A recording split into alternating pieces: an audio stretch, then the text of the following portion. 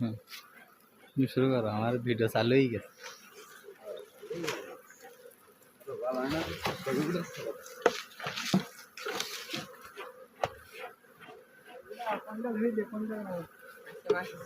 প্রথমটা না, এই যে দেখেন আমরা কিভাবে মধু হারভেস্ট করার কাজ করি, দেখছেন কয়জন করে লোক লাগে?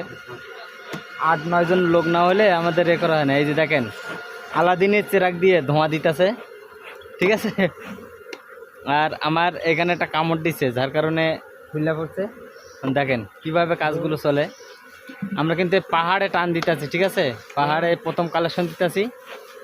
আলহামদুলিল্লাহ অনেক গ্রেট মধু বাইর হয়েছে আর কি। আর ওই যে দেখেন, এই দেখেন আমাদের এখানে সাজানো কাজ চলতেছে।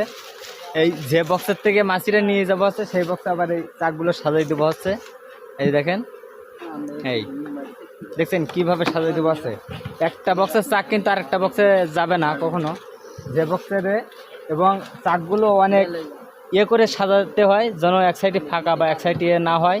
এই দেখেন আমার ভাই কাজ করতেছে, 3 বছর পরে সাজাচ্ছে মাছ।